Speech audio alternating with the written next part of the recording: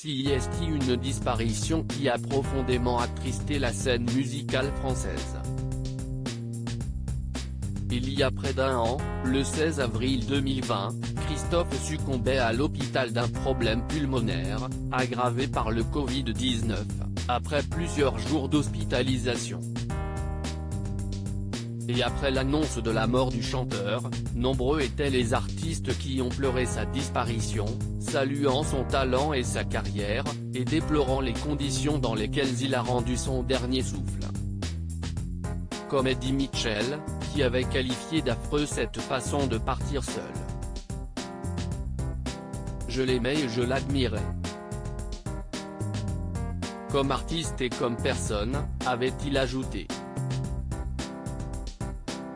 Toutefois, depuis cette année écoulée, il se trouve que Eddie Mitchell a opté pour le silence radio, notamment vis-à-vis de Véronique, la veuve de Christophe, qu'il connaît toutefois bien.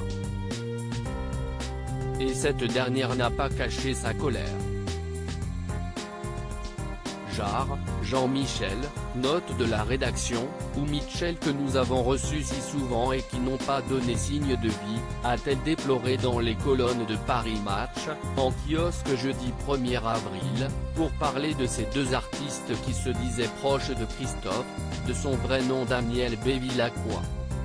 Toutefois pour Véronique, il se trouve que l'artiste était plutôt quelqu'un qui n'avait pas de vrais amis, de gens à qui l'on parle quand on est mal.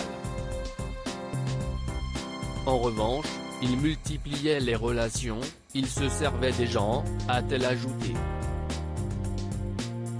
Christophe s'inventait des vies selon Véronique. Si elle explique le chanteur n'avait pas de vrais amis, Véronique Bevilacqua précise cependant que son mari avait trouvé le moyen d'exister en inventant notamment des mensonges à son sujet, précisant qu'il était prisonnier de son personnage et n'était même pas qu'un peu menteur.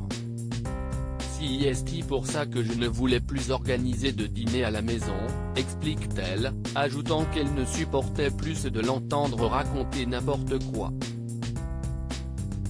Il amusait les gens mais tout était faux. Je n'ai jamais compris pourquoi il s'inventait des vies pour exister, d'autant qu'il mentait très mal, conclut-elle.